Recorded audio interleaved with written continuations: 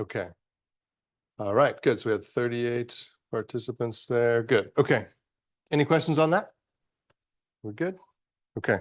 All right. So lastly here, some problems that can happen with reflexes. We can either have too strong of reflexes or not enough reflexes. So hyperreflexivity happens when our brain isn't involved in controlling them.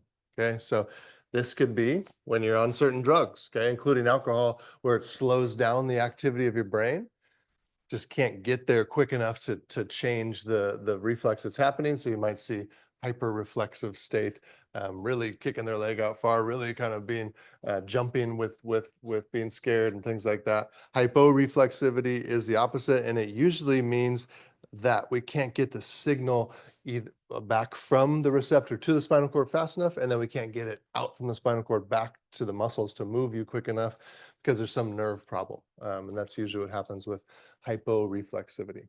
So, yeah, so you guys worked on some reflexes in lab yeah, on Tuesday, and you'll the other group will do some more tonight. So, okay, let's hop over to the eye.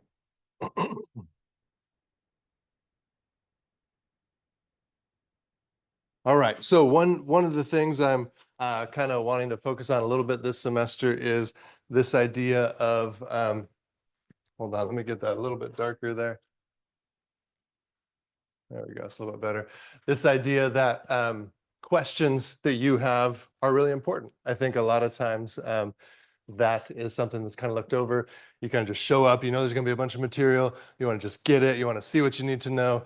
But the next step of that is like, oh, I'm actually like curious about this stuff, right? And I want to know more, right? I don't want to just know what he tells me, but I want to know more, right? And that's what questions a lot of times are. So we're going to start out at least one class a week with this. And I want you guys as a team, not right now, this is just kind of showing you what we're going to do, to kind of talk about questions you had from the reading, from the material. And then I'll call out a random team each class period to tell us what one of your questions. Okay, so that'll just be kind of something that we do as we're moving forward.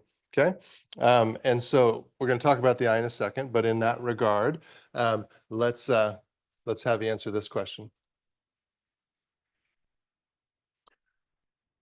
And I'm only going to let you put one answer in.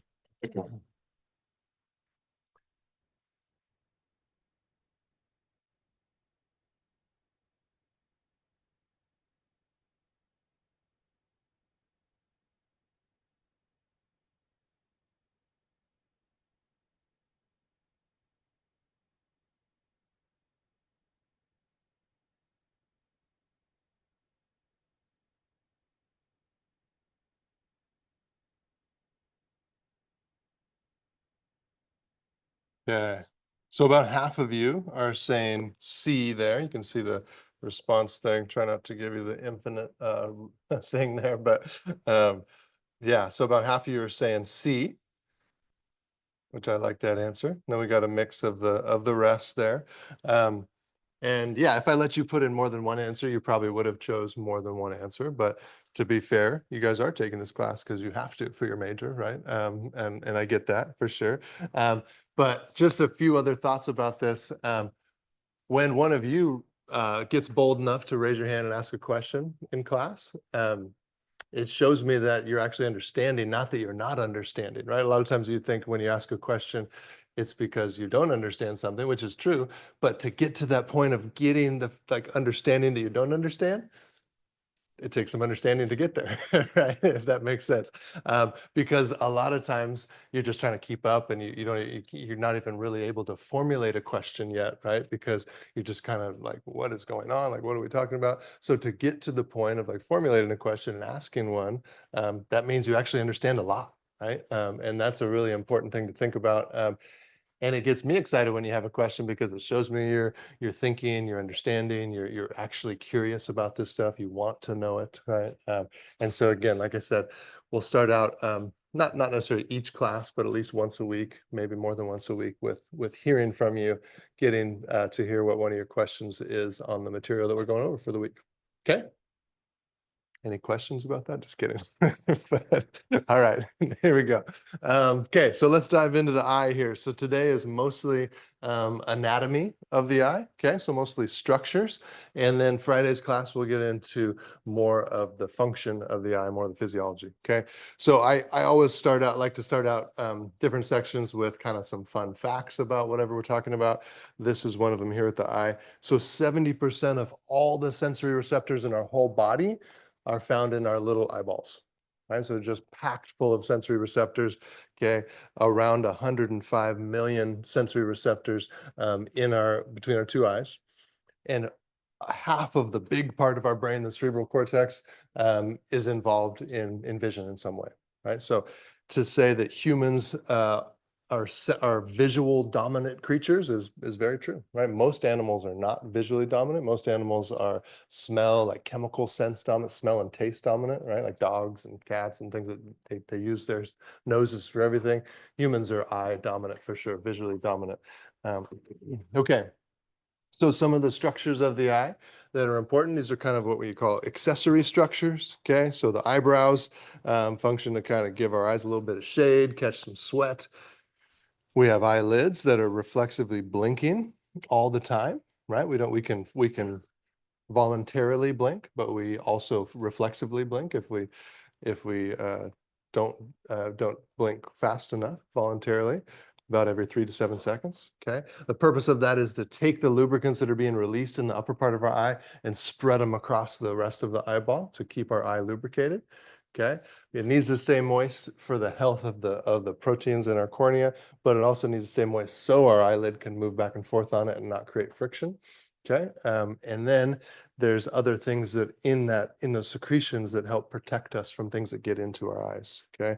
So the tarsal glands are exocrine glands that secrete this oily solution that's going to help us with this lubrication process.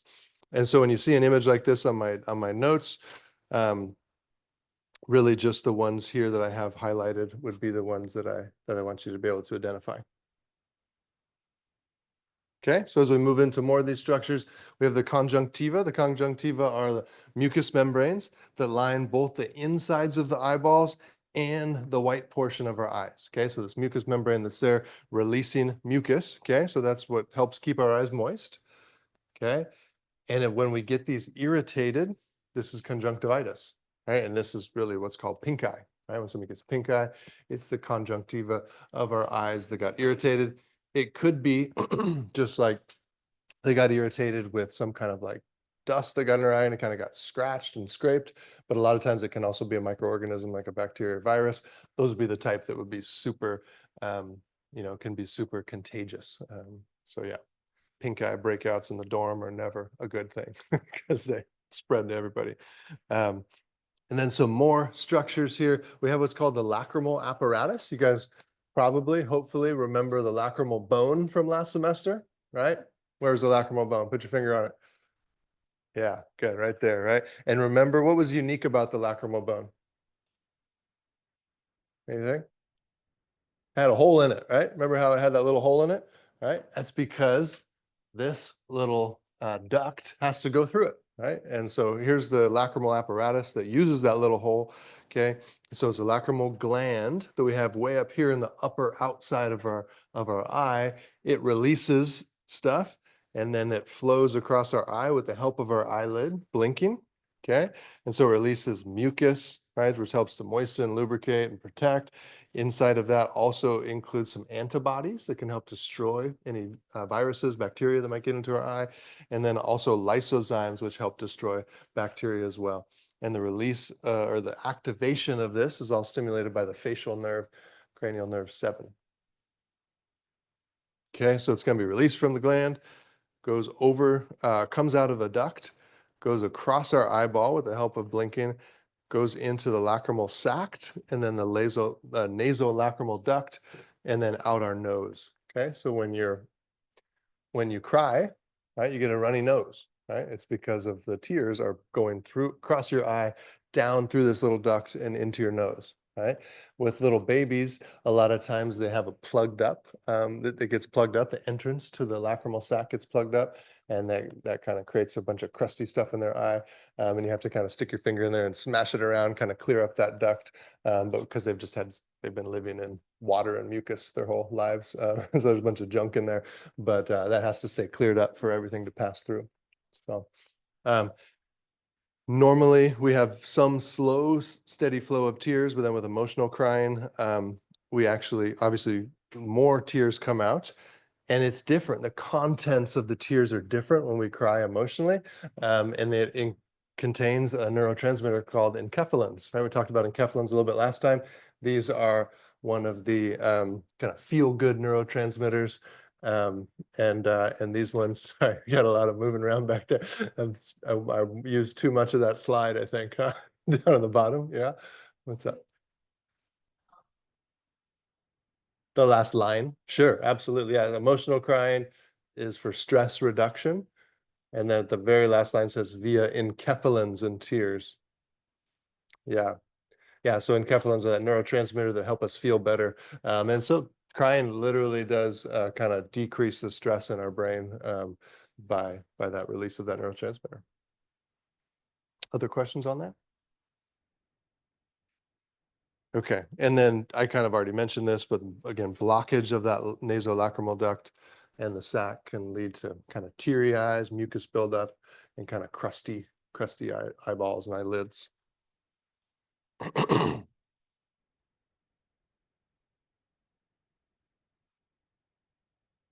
Okay, the next slide is a table for you to fill in with the people on your team. So just kind of a recap of what we talked about so far. We'll do a lot of this throughout this class. So go ahead and take a couple minutes and fill that in. Where do we see? Where do we find these things? What would be a couple basic functions of these? Go ahead.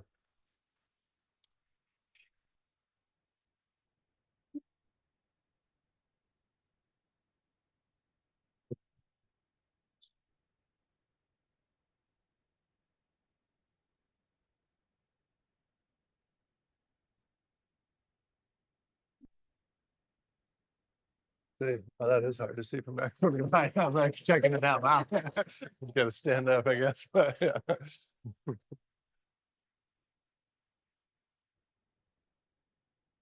What's yeah, I know. But not frontal lobe. This bone is called the Frontal bone. frontal bone. Yeah. Yeah. Seems too Yeah, too easy. It is.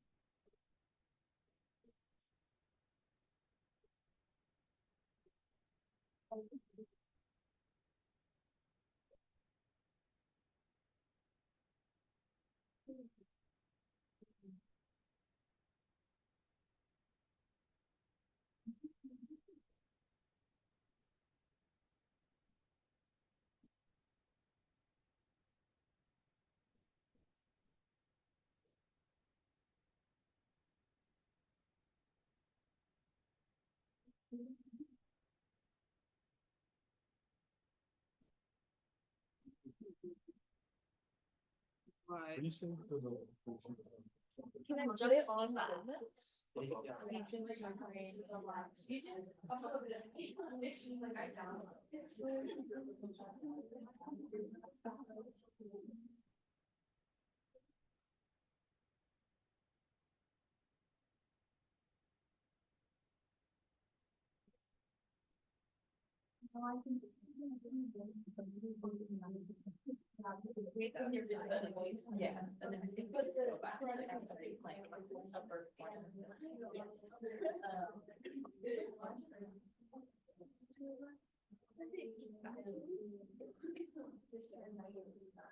All right, looks like most of you are wrapping up with this. Any questions on what you filled in there or didn't? Okay. pretty basic stuff, but we'll have stuff like this throughout all the notes where there's an opportunity to kind of reflect on what we've been talking about. It's really good for your brain. It's really good for learning. Instead of just sitting here listening for an hour, you have a second to stop and think about and kind of process, write some things down, and then we'll keep going with some more material. So definitely encourage you to really engage the notes in that way, because that's the way they're designed to be used. So okay. Let's go ahead and continue on then. All right, so now we'll talk about the external eye itself. Okay, so the eye is made up of what are called tunics. So 3 tunics, which are really just layers of the eyeball. Okay, and the most outer one is called the fibrous tunic. And the fibrous tunic has 2 different parts to it. It has the sclera, which is the white part of our eyes, and then it has the cornea, which is the clear part. Okay, so the function of the sclera is it's tough, it's strong, it gives attachment sites for the muscles that move our eyeball around. Okay, so it gives it shape. And then the cornea is made up of very specialized proteins that are completely clear. They're called crystalline proteins. Okay, so these crystalline proteins are little proteins that are clear, and they let the light pass through. And so they let the light pass through, but they also do some bending of the light to help us to start getting the light in the right spot, so it hits our retina in the right spot. And our cornea is very, very sensitive, has lots and lots of free nerve endings. And so if you scratch the white part of your eye, it bugs you a little bit, but doesn't hurt too bad. If you scratch your cornea, it's extremely painful. Yeah.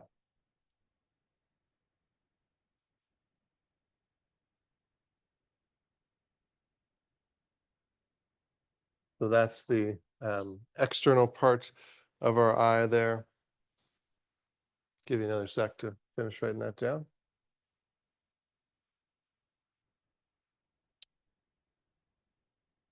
Okay, so that's called the fibrous tunic, and then we get down to the middle part, which is called the vascular tunic. The vascular tunic is made up of the choroid, which is the back part of this. The posterior part of this has lots and lots of blood vessels, has lots and lots of pigments, which help to absorb light. Okay, so the function of those pigments is to absorb light and minimize scattering. Okay, so animals that are nocturnal don't have as developed of a choroid layer of the eye, and so when a big bright light comes into their eyeball, it scatters all around, and it will hit a lot of their sensory receptors in their eye and activate them all at the same time, which just kind of blinds you, makes it look like you're just seeing white. Right. And so this is literally like the deer in headlights, right? Like an animal jumps out in front of your car, that bright light goes into their eyes, it literally blinds them because they don't have the ability really to absorb all that excess light like human eyes do. Okay, it's part of within the vascular tunic, we have the ciliary body and the ciliary processes as well. The ciliary body is the anterior part of this. So this is smooth muscle. It's under control of the oculomotor nerve, cranial nerve 3. And this is what helps change the shape of the lens for focusing the light. And then we have the ciliary processes, which secrete a substance called aqueous humor, which is what we find in front of our lens. So it's a very liquid-like substance.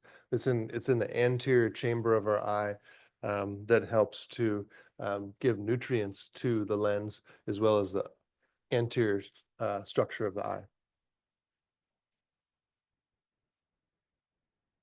Go ahead. Sure. It says secrete aqueous humor to fill anterior portion of the eye. Sorry about that. I haven't taught in this classroom for quite a few years. Forgot about that. I actually didn't have that experience before, so maybe we'll try to figure that out. I might just be able to tilt the projector up a little bit. That might be good. We'll try that next time. Okay. All right. So part of the middle of the vascular tunic is the iris as well. So the iris is what we see when we see the color of our eyes. Okay. And so this is what determines the color. The function of the iris is changing the size of the pupil, right, which is just a hole in the middle of the eye, and that dictates how much light can enter. Okay, so the pupil, again, is just that hole, and its function is to let light in. Okay, so there's 2 different muscles in our pupils. Okay, we have the one in the center, very inside one, which is a circular muscle called the pupillary sphincter muscle. And that one is controlled by the parasympathetic nervous system. Okay, so it's controlled by oculomotor nerve 3. And then we have this one on the outside called the pupillary dilator muscle, and that one is controlled by the sympathetic nervous system. Okay, so the pupillary sphincter muscle, when we contract it, it squeezes down and lets less light in or makes our pupil smaller. Pupillary dilator muscle, when we contract it, it pulls open the other one and dilates our eyeball.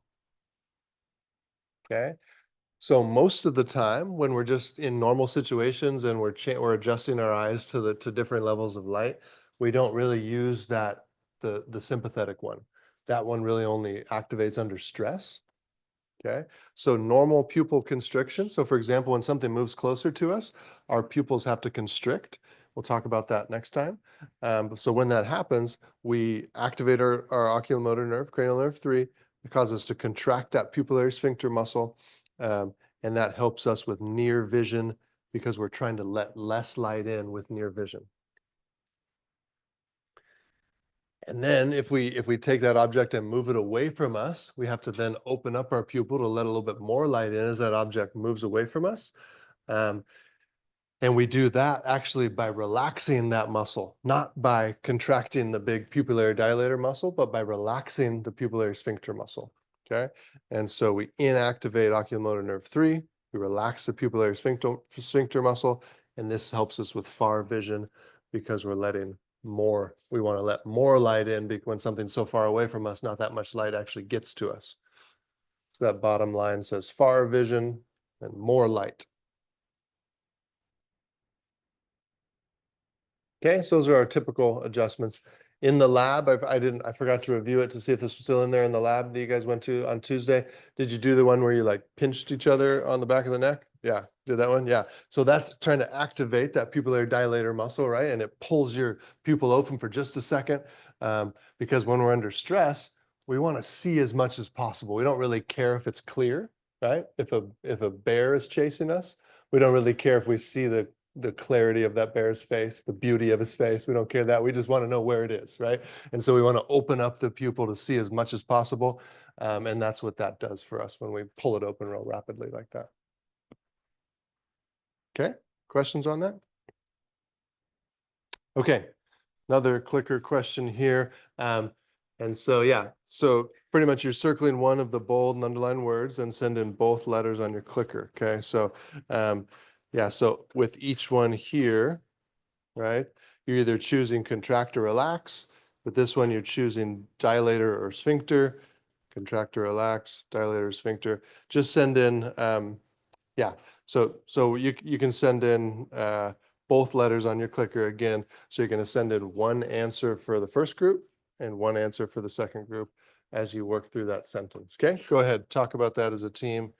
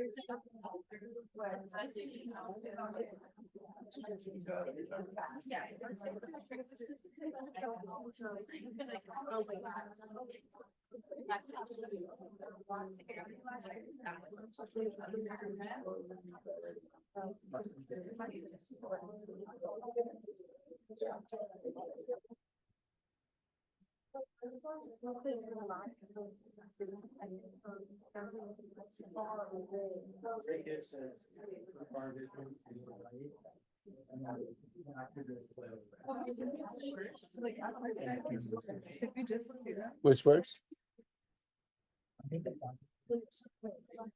Yeah, you just can't see it. You can't see I need to change that color and it's too light. Yeah. You're like, what's up? Eye later.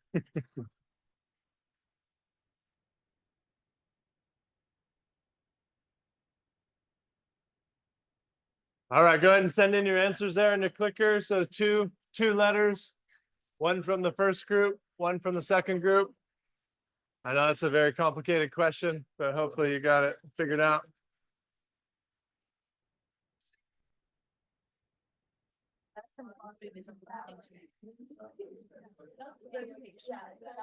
So this type of question, you should use the send button whenever it's a multi-answer question like this. You can press both letters and then hit send.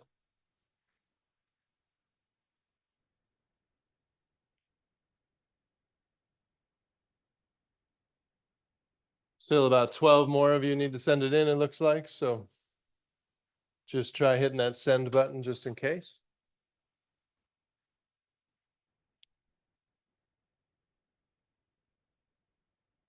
Okay. All right. So most people seem to get D for the second one. And then we were kind of between A and B, it looks like, for the first one. So let's just talk through the sentence briefly here. Okay. So under situations of stress, we dilate our pupils via contraction. Okay. I realize in black and white, yellow does not work. So it looks like a blank instead of a letter there, but yeah, so contraction there, okay?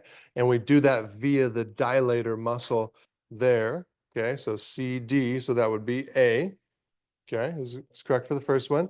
But under situations where we just need to see something far away, that's not a stressful situation, so we don't activate our sympathetic nervous system for that, okay? So we do that by relaxation of that sphincter muscle, okay? So that would be D there, relax the sphincter muscle, and then that circular muscle just opens up, and that's what opens up our pupil in those situations. Okay, so A, D would be the two you would have wanted to send in. Okay, questions on that at all? Go ahead.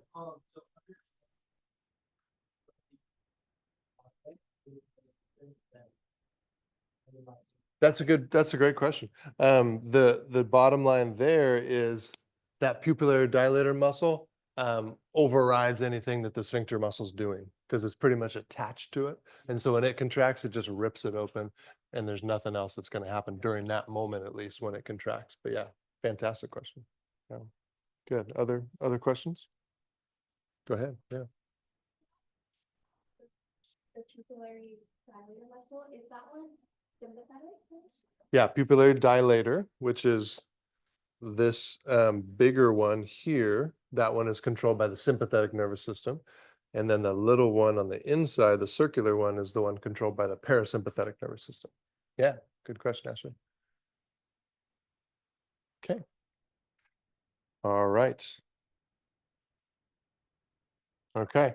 And then let's just go ahead and walk through this labeling here because we just talked about all these structures. So yeah, so A is going to be that cornea, that very first part, the clear part of the external layer of our eye.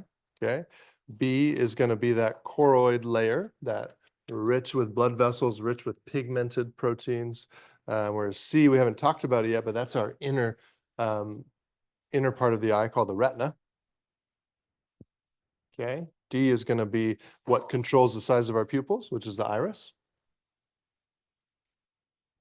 Okay.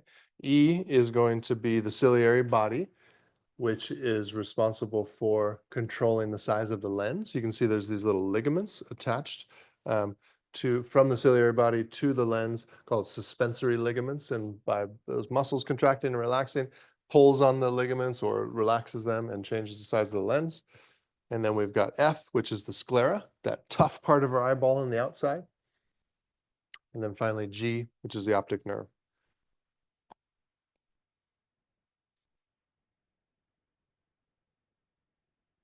And so, yeah, the muscle that controls how much focusing happens to the light that comes in, that is going to be the one that's attached to the lens there. And so that is going to be E.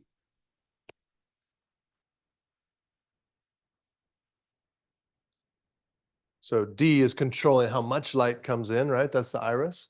And then E is controlling how much we focus that light after it comes in by changing the size of the lens, the shape of the lens.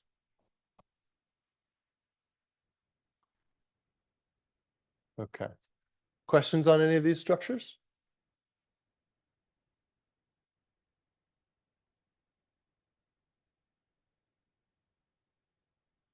Go ahead. Yeah. Go ahead. into the choroid, or does it like separate at some point? Yeah, so it's all part of the middle, that the vascular tunic. But so if we go back right here, so we have the vascular tunic, which is like the broader category for everything in the middle. And then of the vascular tunic, we break it up into those different components underneath: the choroid, the ciliary body, the ciliary processes. So yeah, good question. Other questions? Okay, so let's talk about the most internal part of the eye, the what's called the sensory tunic or the retina. Okay, so again, we have a pigmented layer as part of the retina, and the function of that is again to help us absorb some more light, prevent scattering, and then it's also there because we need kind of a supply of pigments, because pigmented proteins, really what that means is proteins that absorb light, right? And so pigmented proteins need to be used to replace the damaged photoreceptor cells after they've absorbed some light. And then we have the innermost portion of that called the nervous part of it, the nervous layer. Okay, and this is where we have our little photoreceptor cells, so our rods and our cones. Okay, so the rods specialize in receiving low light and only can give us vision in black and white, whereas the cones take a lot more light to activate them, and that's how we see in color. Okay, we also have bipolar cells there and ganglion cells. So there's kind of this 3-cell chain that occurs in the retina, and we'll see an image of that in a second. Okay. All right, so just take a quick minute here and label these structures in the retina, okay? And then take a guess at what you think on these two questions, okay? But go ahead and send in this question on your clickers. You're going to send in a number, either 1 or 2. But let's do this one, the direction of the light specifically, because there's 2 questions there. So you're going to send in that one on your clickers. You send a number in. I'll set it up to where you only have the option of sending a number in. Go ahead. So label those things and then send in the answer there on the clicker.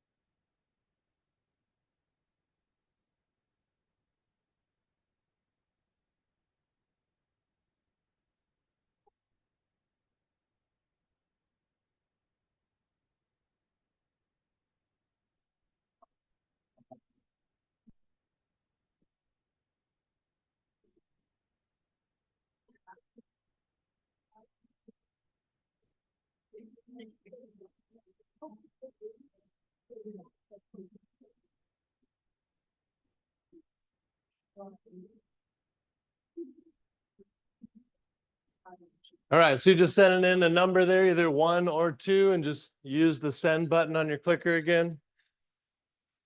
You just pretty much need to scroll through the numbers with the arrows and then hit send.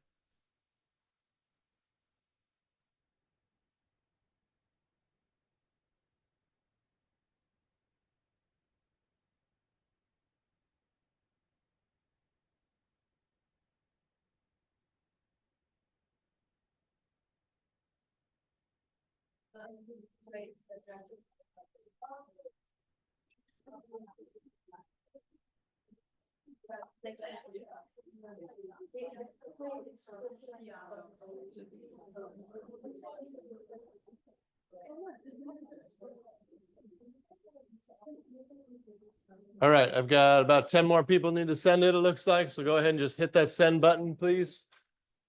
And we can start going through the labeling part here. Okay, so A is a rod. Okay, those kind of bluish purple ones are rods there. B are the cones. Okay. C would be the next cell in that 3-cell chain, which is called the bipolar cell. Okay. D are the ganglion cells, and the axons of ganglion cells are what make up the optic nerve, right? So all of the ganglion cells have these long axons that all go into a bundle that's called the optic nerve.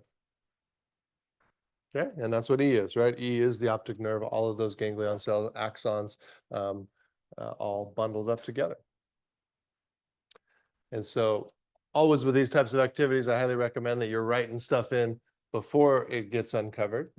If I give you the opportunity to do that, that will help with the learning for sure. Let's see, yeah. Good, so we got most of you, well, about 70% of you said 1 would be the direction of the light, okay? And it's the opposite of that, right? It seems like it would be that way, but the light comes in like this, it hits, so passes over the optic nerve and all the other cells, hits the cells that actually receive the light and creates a signal, and then that signal travels back this way into the optic nerve and up to the brain. Okay, so the direction of the light is 2. The direction of the nerve signal is 1. Okay, so it's just kind of an interesting setup, and that's why I highlight it like that. Okay. All right, questions on any of that? Yeah, Alyssa? When I said what? Opposite of what? It was the opposite of what most people said, which most people said number 1 instead of number 2. That's all I meant by opposite. But it does just seem kind of weird how the light passes over all the cells to get to the one. Like it almost seems like it should be flipped, right? Like we should hit the photoreceptors first, and then the signal would just go from there. But instead, it passes over all those cells, and then the signal travels back over the place that the light just went. Yeah. Okay. Other questions on that? Okay, let's keep going. So the retina has 3 primary regions. Okay, we kind of have the periphery where we have mostly just rods. Okay, so that's most of our retina. Okay, then we have the optic disc, which is where there's no photoreceptors, because this is where the optic nerve has to leave. This is the blind spot.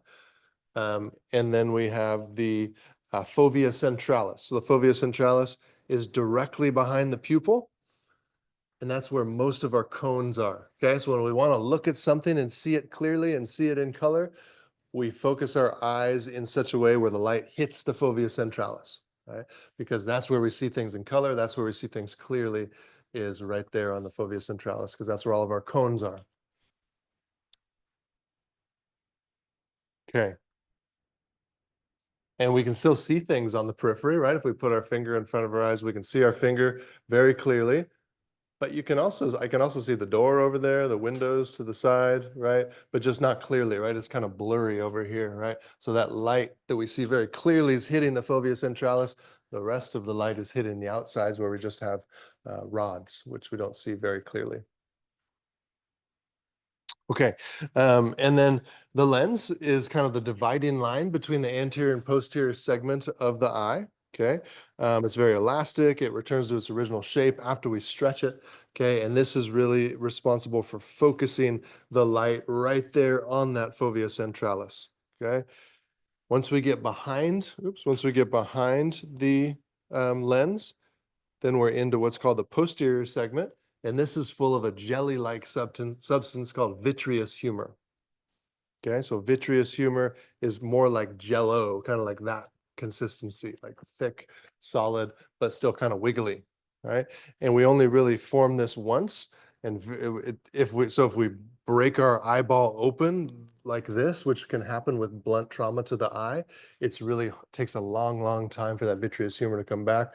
A lot of times the eyeball has to be lost because of that. Yeah.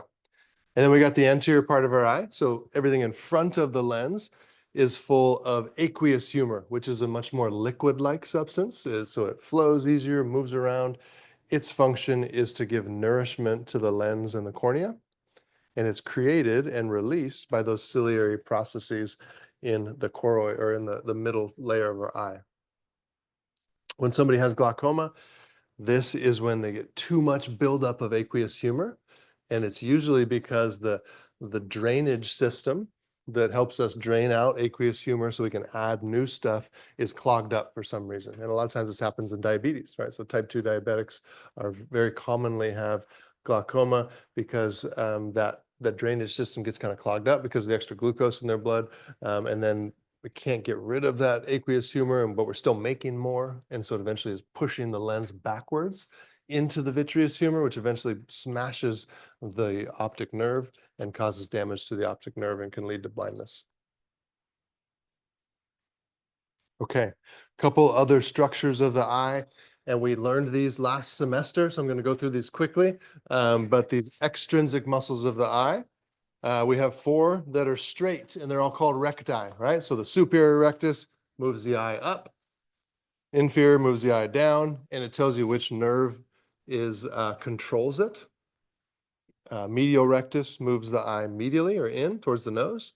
Okay, so all 3 of those are controlled by cranial nerve 3 or oculomotor nerve. Okay, the lateral rectus moves our eyeballs out, and it's controlled by 6 or what's known as abducens because it abducts the eyeball, right? It moves it out in abduction.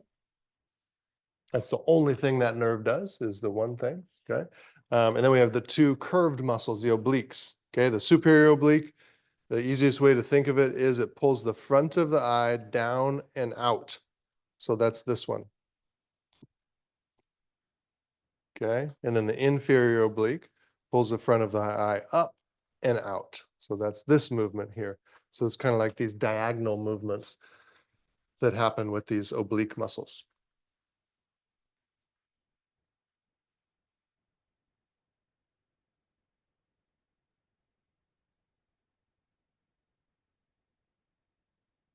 Okay.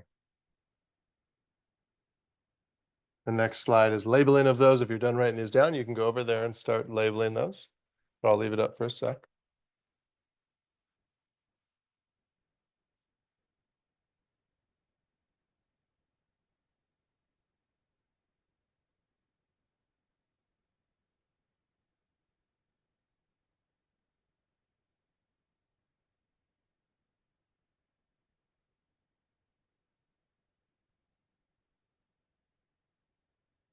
Okay, questions on anything here before we go on to the next one?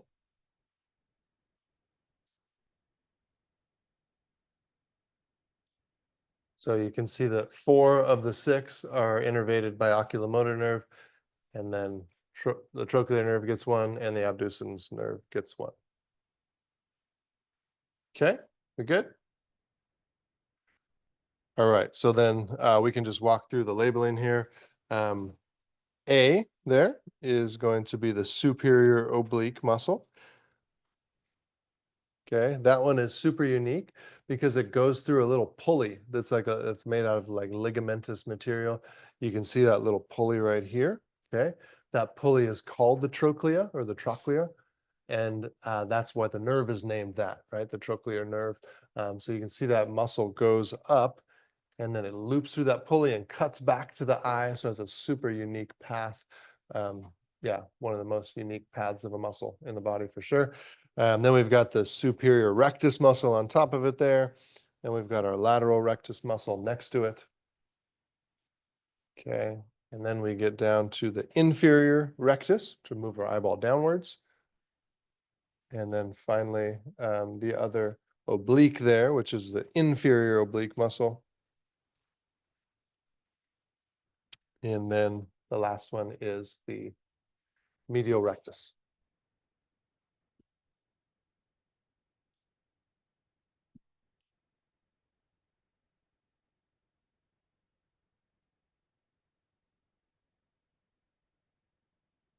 And so which letter is the muscle that moves the eye up and out? I don't have the clickers open for that. but that should be E.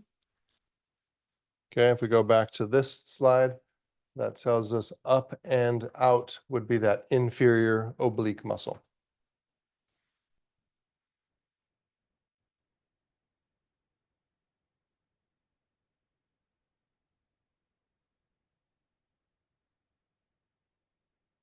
Okay.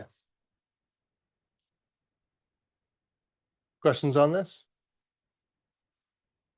All right, and these first couple classes, it's always a struggle to get everything done because we got all the introductory stuff as well. Um, but almost done here.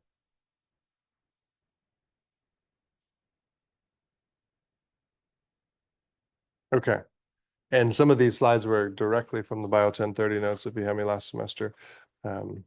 This one is one of those where we won't necessarily walk through this, but the idea here is just to write in the muscle that does this, right? So tracking out, I mean, you don't have to worry about the oblique, so just the rectus muscles. So upwards, downwards, that's just going to be one muscle each, right? We're talking about to the right. We want to talk about what is the right eye doing and what is the left eye doing. Okay, so when we're tracking something to the right, that means like to our right. So our right eye is going to be using the lateral rectus, and then our left eye is using the medial rectus. All right, because the left eye is moving medially, the right eye is moving laterally to track something to our right. Moving towards us, both of our eyes are going medially. Moving away from us, both of our eyes are going laterally. Okay, oops, sorry. Yeah, so you guys can fill in the rest of those. If we just, if you give me one extra minute here, we'll do this last slide and we can start out fresh on Friday. Okay, so eye movements here. You may notice sometimes you have what's called saccadic movement. Okay, so your eye is always looking for something to focus on. Okay, so maybe you've been on a road trip and you're going through farm country and you're sitting there looking out the window and you notice that you're like looking down a row and then your eye kind of follows that row until you can't follow it anymore. And then it goes up to another row and then you follow it again and then goes up to another row. That's the idea of saccadic movement because your eye can't just track this way. And you can't focus on something that's not moving like this. I can't stay focused on every part of the wall. If I move my head, my eye's jumping from one focal point to the next, and that's saccadic movement. If we're tracking something that is moving, then our eyes can move that way, right? So if we're tracking our finger, then we can do that. We can stay focused on that. It doesn't jump, it moves nice and smooth, okay? And so, for example, when we're dizzy, like you get off of a tire swing that's been spinning, if you've ever looked at your friend's eyes when that happens, how many people have done that? Yeah, their eyes are bouncing back and forth like this, right? And we'll get to why that is. That has to do with your inner ear telling you that you're still spinning. So it's trying to find a focal point when it thinks your head's spinning and jumping back and forth. But just a couple other abnormal movements. So strabismus is just a medical term for being cross-eyed, and then diplopia is the medical term for double vision. Double vision occurs when each eyeball is looking at something different. So then you get two separate images from your eyes, right? And then your brain sees two separate things, right? And so yeah, that's that. All right, guys. We'll have a great time in lab tonight if you're in that group, and we'll see you guys on Friday.